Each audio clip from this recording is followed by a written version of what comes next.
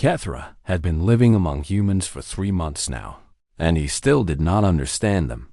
He was a Veloci, a member of one of the oldest species in the known galaxy. His people had existed for over 100,000 years. They had built great cities, created beautiful art, and spread across dozens of worlds. They had never known war. They had never needed to. The Veloci homeworld was a paradise, a place of gentle weather and abundant food.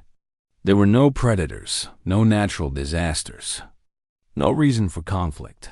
This made humans very strange to Kethra.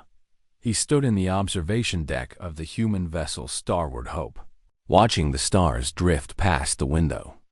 The ship was on routine patrol duty near the outer rim of explored space.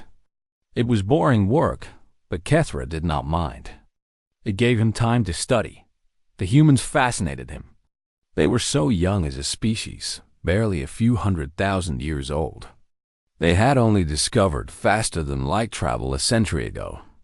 And yet here they were, spreading across the galaxy like water flowing through cracks in stone. Kethra found them amusing.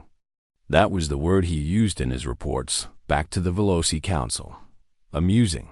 Like watching children play at being adults. The door behind him opened, and he turned to see Chloe Barnes walking toward him. She was a young human female, an engineer who worked in the ship's engine room. She had taken it upon herself to teach Kethra about human culture, and he had allowed it because it made his research easier. "Hey, Kethra," she said, smiling at him. Humans smiled a lot. Kethra had learned that it usually meant they were happy, though sometimes it meant they were nervous or sad or trying to hide something. Human expressions were complicated. "Hello, Chloe," he replied. He had learned to use their informal names. Humans preferred it. She came to stand beside him at the window. "Beautiful, isn't it? The stars, I mean." Kethra looked out at the darkness. He had seen many stars in his long life. The Veloci could live for over 500 years, and Kethra was barely past his first century. He was still young by his people's standards. "They are stars," he said simply. "They are the same everywhere." Chloe laughed. That was another thing humans did often. They laughed at things that were not funny, and sometimes they did not laugh at things that were. "I guess that's one way to look at it," she said. "But to us, every star is a possibility. A new world, a new discovery, maybe even new friends." Kethra considered this. "Your species has a strained relationship with the unknown. You seem to seek it out, even when it might be dangerous." "Well, yeah," Chloe said, as if this were obvious.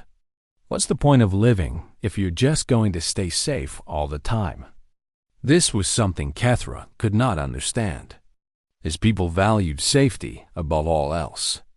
They built their cities in protected valleys, away from the coasts where storms might reach them. They did not explore dangerous places or take unnecessary risks.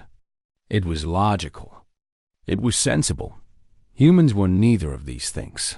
He had watched them in the mess hall, gathering together to share meals, even though they could eat alone in their quarters. He had seen them playing games that simulated combat, shooting at each other with pretend weapons and laughing when they were hit. He had observed them exercising in the ship's gymnasium, pushing their bodies to exhaustion for no practical reason. And everywhere, in every human space, there were pictures. Images of other humans, of places on their homeworld, of pets and plants and sunsets. They surrounded themselves with reminders of things they loved, as if they might forget otherwise. Captain Laura Kent was the strangest of them all. She was a small woman, barely reaching Kethra's shoulder, but she commanded the entire ship. The other humans followed her orders without question, not because they feared her, but because they trusted her. Kethra had watched her make decisions, weighing options with a calm precision that reminded him of his own people's counsels, but there was something else in her eyes. Something hard and sharp, like a blade hidden beneath silk. Kethra had seen it once, when a supply ship failed to arrive on schedule, and the crew worried about pirates. For just a moment, Laura Kent had looked like something dangerous. Then the supply ship arrived, delayed by engine trouble, and the moment passed. Her second-in-command was a man named Danny Vega. He was larger than the captain, with broad shoulders and a loud voice. He joked constantly, making the crew laugh even during long shifts and boring patrols. But Kethra had seen him in the training room, fighting against practice dummies with a speed and violence that seemed impossible for such a friendly person. Humans, Kethra had decided, were full of contradictions. He was thinking about this when the ship's alarms began to sound. The noise was loud and harsh, cutting through the quiet of the observation deck. Red lights flashed along the walls. Chloe's face went pale. "That's the emergency signal," she said. "Something's wrong." They ran together through the corridors, joining the flow of crew members rushing toward their stations. Kethra followed Chloe to the bridge, where Captain Kent was already seated in her command chair. "Report," she said, her voice calm. Danny Vega was at the communication station, his face grim. "We're receiving a distress signal, Captain. It's coming from the Veloci colony in the Keth system." Kethra felt his heart stop. The Keth system? His homeworld. What kind of distress? Captain Kent asked. Danny looked at Kethra, then back at the captain. "The message is broken up. Lots of interference. But we're getting 3 words clearly." He pressed a button, and a voice filled the bridge. It was a Veloci voice, speaking in the common galactic language. The voice was terrified. "The harvesters have come." Silence fell across the bridge. Kethra saw the humans exchange looks, and for the first time, he saw fear in their eyes. Real fear. "What are harvesters?" Chloe whispered. Kethra answered before he could stop himself. "They are death. They are the end of everything. They come every few thousand years, and they consume entire civilizations. No one has ever survived an encounter with them." He looked at Captain Kent, expecting to see the same hopelessness he felt. Instead, he saw her jaw tighten. He saw her hands grip the arms of her chair. He saw that dangerous thing in her eyes again, rising to the surface. "Set course for the Keth system," she said. "Maximum speed." Kethra stared at her. "Captain, you cannot be serious. The harvesters are unstoppable. Going there is suicide." Laura Kent looked at him, and for the first time, Kethra understood that he had been wrong about humans. They were not amusing. They were terrifying. "Maybe," she said quietly. "But those are your people, Kethra. And we don't leave anyone behind." The Stalwart Hope dropped out of faster-than-light travel, and Kethra saw his homeworld dying. He stood on the bridge, frozen in place, unable to look away from the view screen. The planet below was covered in fire. Great plumes of smoke rose from the surface, spreading across the atmosphere like dark wounds. The oceans, which had once been a beautiful deep blue, were turning gray, and above it all, hanging in orbit like massive insects, were the harvester ships. Kethra had seen images of them in old records. Ancient texts from species long dead spoke of ships that looked like living things, covered in dark metal and pulsing with strange lights. The records did not do them justice. There were hundreds of them, maybe thousands. Each one was larger than the Starboard Hope, some as big as small moons. They moved slowly, methodically, sending beams of energy down to the planet's surface. Wherever the beams touched, cities vanished. 18 billion, Kethra whispered.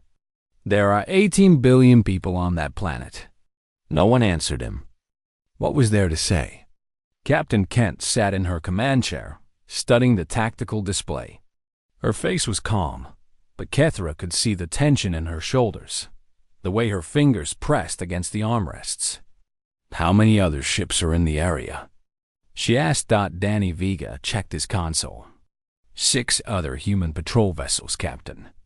The Carson, the Nightfall, the Blue Ridge, the Phoenix, the Courage, and the Steadfast. All small cruisers like us. That's it. That's it. The nearest fleet carrier is 3 days away at maximum speed. 3 days.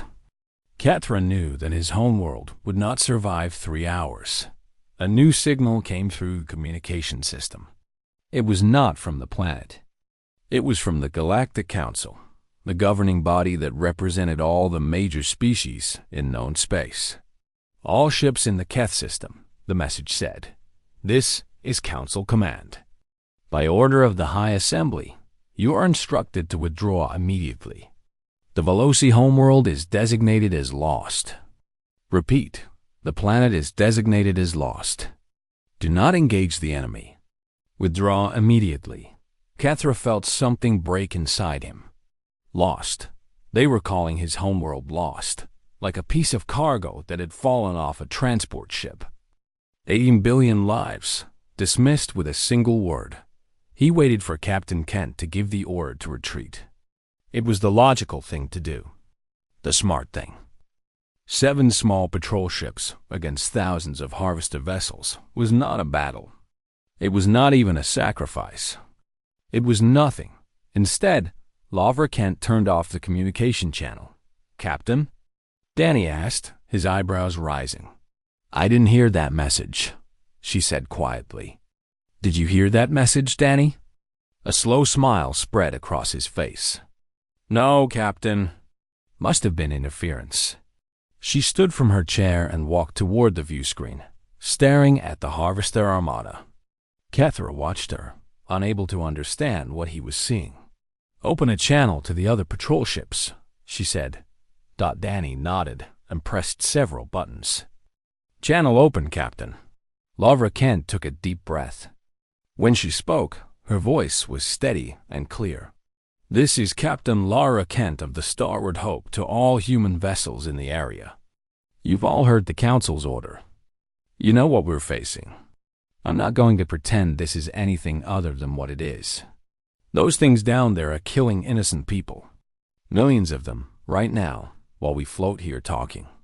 She paused, looking at the burning planet. "I'm not asking you to follow me. This isn't an order. You can turn around and go home, and no one will think less of you. But I'm not leaving. I can't. Because if we don't try, if we don't at least try, then what's the point of any of this? What's the point of being out here, exploring the stars, if we're just going to run away when someone needs help?" Silence filled the channel. Kethra held his breath. Then a voice came through. It was gruff and tired, the voice of an older man. "This is Captain Pete Simmons of the Nightfall. You know, Kent, my wife is going to kill me when she finds out about this." "I'm in." Another voice, younger this time. "This is Captain Maria Santos of the Phoenix." "Same here. Let's do something stupid." One by one, the other ships checked in. The Carson, the Blue Ridge, the Courage, the Steadfast. All 7 patrol ships agreeing to fly into certain death.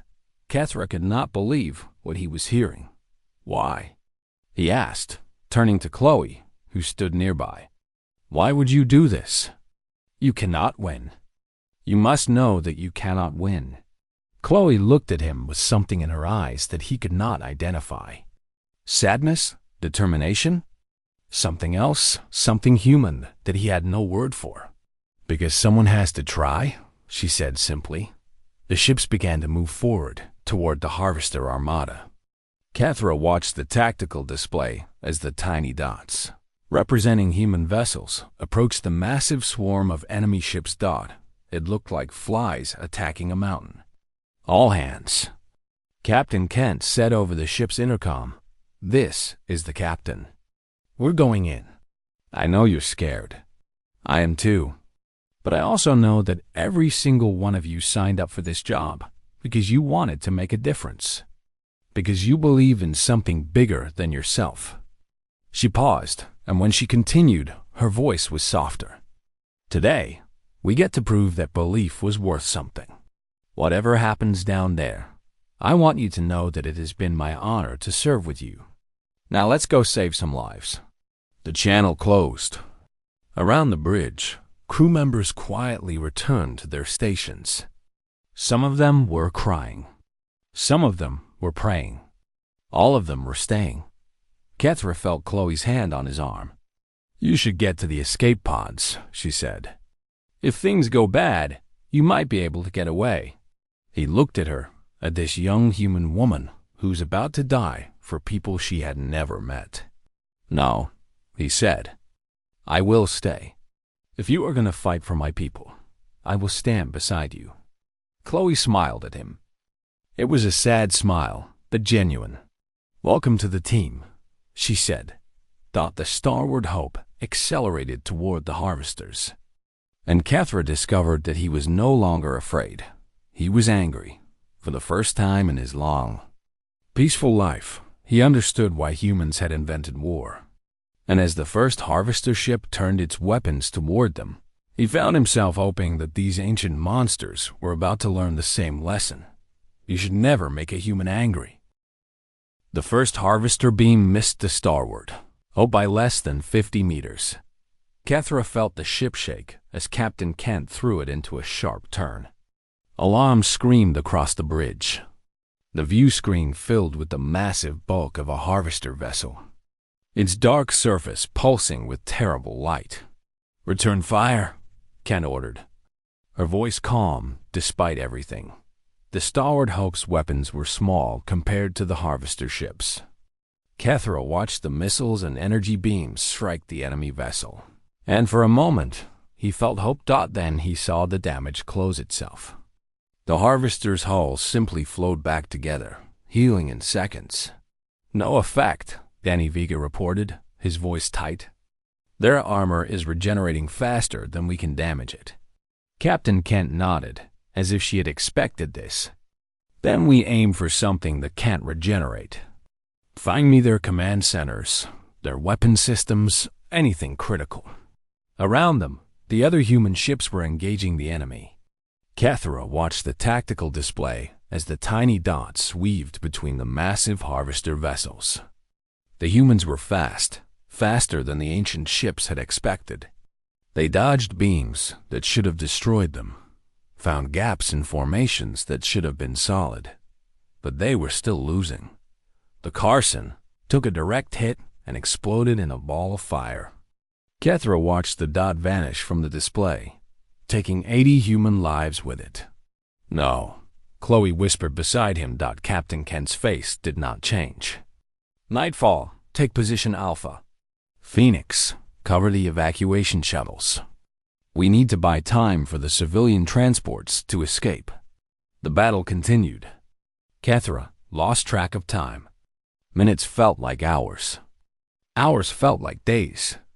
The bridge crew worked in desperate silence, fighting against impossible odds. And slowly, impossibly, something began to change.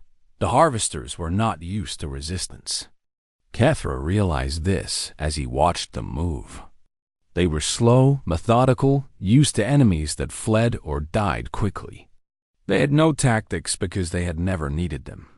The humans were different. They attacked in coordinated groups, drawing the harvesters' attention in one direction, while other ships struck from behind. They used the planet's gravity to swing around at high speeds, coming from angles the harvesters did not expect. They were outnumbered 100 to 1, and they were making the ancient monsters work for every kill. "We found a weak point," Danny announced suddenly. "Their main weapon systems draw power from a central core. If we can hit it hard enough, we might be able to disable their offensive capabilities." Captain Kent studied the data. "That core is deep inside the ship. We need to fly directly into their structure to reach it." "It's suicide," Kethra said. Laura Kemp looked at him. "Maybe, but if it works, we could take out their biggest ships." "Give the evacuation more time." She opened a channel. "All ships, this is Kent. We found a vulnerability. I need a volunteer to make a run at the command ship's power core." The response was immediate. Too immediate. "This is Lieutenant Eddie Ruiz of the Blue Ridge. I'll do it." Kethra saw Captain Kent close her eyes for just a moment. When she opened them, they were wet. "Eddie, are you sure about this?" A young man's voice came through the channel. He sounded calm, almost peaceful. "Captain, I've been sure about this since the moment we turned toward this planet. My grandmother always told me that how you die matters just as much as how you live. I think she'd be proud of this. We're all proud of you, Eddie." "Thanks, Captain. Tell my sister I love her, okay? And tell her not to name her kid after me. Eddie Jr. is a terrible name. Despite everything, despite the death and the fire and the hopelessness, people on the bridge laughed. It was a strange sound, laughter in the middle of a battle, but somehow it felt right. "I'll tell her," Kent promised. The Blue Ridge broke away from the formation. Cathra watched as the small ship accelerated toward the largest harvester vessel, dodging beams and debris. Eddie Ruiz was flying like a demon, pushing his ship beyond its limits. The harvesters tried to stop him. Beam after beam lanced out, trying to catch the tiny ship. But Eddie was faster, smarter, better. "Come on," Chloe whispered. Come on. The Blue Ridge reached the harvester vessel and dove inside a damaged section of its hull. For a long moment, nothing happened. Then the entire harvester ship exploded. The blast was enormous, a flower of fire and debris that consumed 3 nearby harvester vessels. Shockwaves rocked the Starboard Hope, and Cathra had to grab a console to stay on his feet. "He did it," Danny said, his voice filled with wonder. "That crazy kid actually did it." But there was no time to celebrate. More harvester ships were coming, drawn by the explosion. The human fleet was down to 5 ships now, and ammunition was running low. Then something appeared on the tactical display. Something big. "Captain," Danny said, "I'm reading new contacts. Human signatures. A lot of them." Cathra looked at the display and felt his heart stop. A fleet had arrived. Not just a few patrol ships, but a full battle group. At its center was a massive carrier, larger than anything Cathra had ever seen. The ship's name appeared on the display, Defiant Dawn. A new voice came through the communications channel. It was an older woman, her tone carrying the weight of absolute authority. "This is Admiral Grace Holloway of the Defiant Dawn to all harvester vessels. You have made a serious mistake today. You attacked people under human protection. And now you're going to learn what that means." The Defiant Dawn opened fire. The first shot punched through a harvester vessel like it was made of paper. The second shot destroyed another. The third, fourth, and fifth followed in quick succession. Around the carrier, dozens of smaller ships spread out, engaging the harvester fleet from all sides. Human fighters poured from launch bays, swarming the enemy like angry insects. For the first time in a million years, the harvesters faced an enemy that hit back harder. Admiral Holloway's voice came through again, broadcasting on all frequencies. "All ships, all hands. We hold the line. Not one more soul falls to these things today." The tide of battle had turned, and standing on the bridge of the Starboard Hope, surrounded by exhausted humans who had refused to give up, Cathra finally understood what he was. Witnessing this was not just a battle. This was a message. The humans were telling the universe that they would fight for anyone, anywhere, against any odds. They were saying that hope was not just a feeling, but a choice, and they were choosing it even now, even here. Even when all logic said they should run. Cathra had spent 3 months studying humans. He realized now that he had learned nothing at all. The harvesters did not understand. For 1,000,000 years, they had traveled between galaxies. They had consumed countless civilizations, absorbed the knowledge and resources of species beyond counting. They were ancient beyond measure, powerful beyond understanding. They had never felt fear. Now, as human ships tore through their armada, they began to feel something new, something they had no name for. something that made them hesitate. HFY knew this because of the neural link. The Veloci had developed a technology centuries ago, a way to connect minds across vast distances. HFY had brought a portable unit with him when he joined the human vessel. He had intended to use it to send reports back to his people. Now, he used it for something else entirely. The harvesters communicated through a form of mental connection, their collective consciousness spanning their entire fleet. When HFY activated his neural link, trying to reach any survivors on his homeworld, he accidentally touched the edge of that consciousness. What he found inside shocked him. The harvesters were afraid, not of human weapons, not of human ships. Those things were dangerous, yes, but the harvesters had faced dangerous enemies before. They could rebuild their fleet, heal their wounds, continue their endless harvest. No, what terrified them was something deeper, something they had discovered when they tried to understand their enemy. HFY felt them reaching into human databases, human networks, human minds. They were searching for weakness, for fear, for the breaking point that every species possessed. Instead, they found history. They saw the trenches of the First World War, where humans had killed each other by the millions in mud and blood and poison gas. They saw young men going over the top, knowing they would die, doing it anyway because their friends were beside them. They saw the Second World War, where humans had split the atom itself and used that power to destroy 2 cities in heartbeats. They saw the same species that created that horror also creating art, music, literature, building hospitals and schools on the ashes of their enemies. They saw the Cold War, where 2 nations held enough weapons to destroy their entire planet, and somehow, impossibly, chose not to use them. They saw humans living for decades under the shadow of total annihilation and still falling in love, having children, making plans for the future.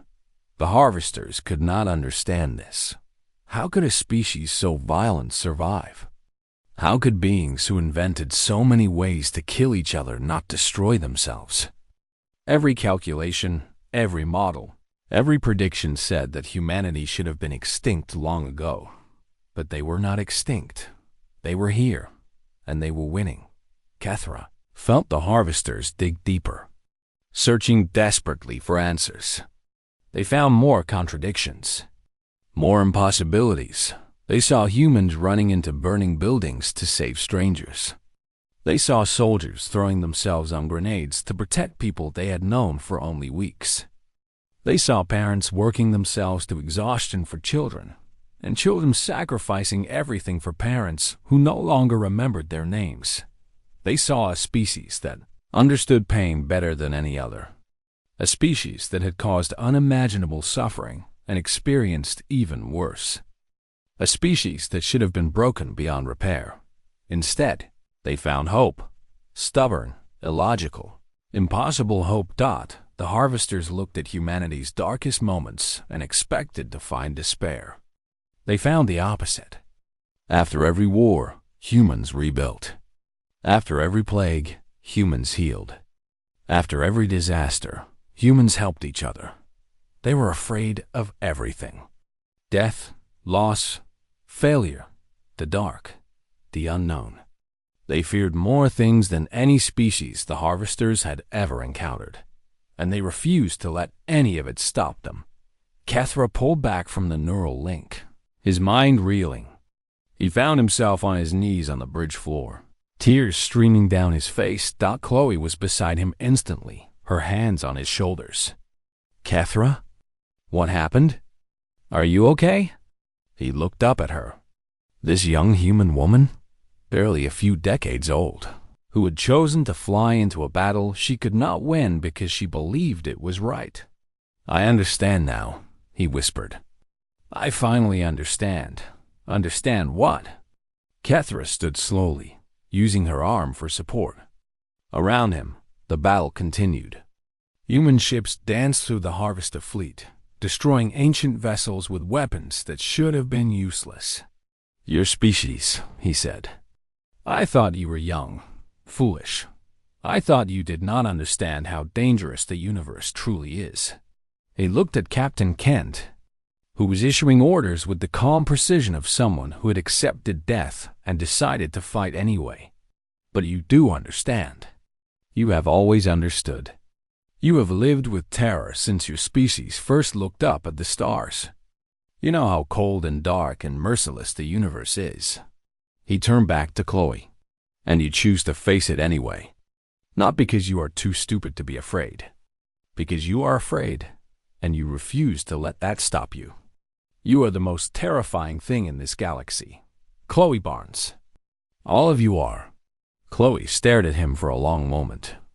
Then she smiled, that sad, beautiful human smile. We're not trying to be scary, she said quietly. We're just trying to do what's right. That, Kethra said, is exactly what makes you terrifying. On the view screen, a Harvester command ship exploded. Then another. Then 3 more. The ancient monsters were learning a lesson that no species had ever taught them before. There are some things in the universe that you should not touch. Some places you should not go. Some people you should not threaten. Humans were all of those things. And now the Harvesters knew it. Kethra watched as the enemy fleet began to pull back, their movements confused and panicked. For the first time in 1,000,000 years, they were not the hunters. They were the prey, and the predators were just getting started. The Harvesters fled. It was not a strategic retreat. It was not a tactical withdrawal. It was a rout, a desperate escape from something they could not understand and could not defeat. Kethra watched them go. The ancient ships, some of them older than his entire species, turned away from the burning planet and ran. They accelerated toward the edge of the system, toward the dark space between galaxies where they had hidden for millions of years. Before they vanished, they sent a message. Not to the humans, not to the Veloci, but to others of their kind. A warning broadcast on frequencies that spanned impossible distances. Kethra caught the edge of it through his neural link. Do not return here. This region belongs to something worse than us. They call themselves humans. They know true terror, and they have chosen to embrace it. They cannot be broken. They cannot be consumed. Stay away. Then they were gone, and the system was quiet. The Starward Hope drifted in space, its hull scarred and its systems damaged. Around it, the remains of the human fleet gathered together. Some ships were barely holding together. Others had been destroyed entirely, but they had won. Kethra stood on the bridge, looking at the planet below. The fires were still burning in some places, but the Harvesters had stopped their attack. Millions of his people had died. Perhaps billions, but millions more were still alive, evacuating to emergency shelters, or fleeing on transport ships. His homeworld would survive. Because of humans. Captain Kent sat in her command chair, exhausted beyond words. Her uniform was stained with sweat and the blood of a wound she had received during the battle. She had not stopped to treat it. "Damage report," she said, her voice hoarse. Danny Vega looked at his console. "We've lost 3 ships, Captain. The Carson, the Steadfast, and the Blue Ridge. Total casualties unknown, but it's going to be in the hundreds." Kent nodded slowly. Her eyes were distant, already carrying the weight of those deaths. And the civilians? Still evacuating. "We bought them enough time. Most of the major cities managed to get their emergency transports into space." "Most," Kent repeated. "Not all. No, not all." Silence fell on the bridge. There was no celebration, no cheering, no triumph. They had won, but the cost had been terrible. The Defiant Dawn signaled that all ships should gather for a memorial service. Admiral Grace Holloway wanted to honor the fallen before anyone returned to their regular duties. Kethra found himself in the hangar bay of the great carrier, surrounded by humans. There were hundreds of them, maybe thousands, standing in neat rows. Their uniforms were torn and dirty. Many of them had bandages covering wounds. All of them stood straight and tall. Admiral Holloway stood on a raised platform at the front of the gathering. She was an old woman, her hair gray and her face lined with decades of service. But her eyes were sharp and clear, and when she spoke, her voice carried across the entire bay. "We are here to remember those who gave everything today," she said. "They were our friends, our family, our fellow travelers in the darkness. They deserve more than words. They deserve more than we can ever give them. But words are what we have, so words will have to do." She began to read the names. Kethra listened as the list went on and on. Each name was followed by a moment of silence, a brief pause where the universe seemed to hold its breath. When she reached Eddie Ruiz, Chloe Barnes began to cry softly beside him. Danny Vega put a hand on her shoulder. Kethra wished he knew what to do, how to help. But human grief was still strange to him. So he simply stood there, silent and present, offering what comfort he could. After the ceremony, people began to drift away. Some went to their ships. Others stayed to talk quietly with friends. Kethra found himself walking alone through the corridors of the defiant dawn, thinking about everything he had witnessed. He ended up in an observation lounge, staring out at the stars. His homeworld was visible in the distance, still scarred but slowly healing. Footsteps approached behind him. He turned to see Captain Laura Kent walking toward him. "Couldn't sleep either?" she asked. "Sleep seems very far away right now." She came to stand beside him at the window. For a long moment, neither of them spoke. "You're wondering how we do it," she said finally. It was not a question. Kethra nodded. "Your species has no more suffering than any I have studied. You have caused pain beyond measure and experienced even worse. And yet you do not despair. You do not give up. You keep going, keep hoping, keep fighting." He looked at her. "How?" Laura Kent was quiet for a long moment. She seemed to be thinking about the question, really considering it rather than offering an easy answer. "Because the universe is dark and cold and vast," she said at last. "It doesn't care about us. It doesn't care about anyone. Planets die, stars explode, species go extinct. And the universe keeps spinning like nothing happened." She turned to face him, and there was something in her eyes that Kethra could not name.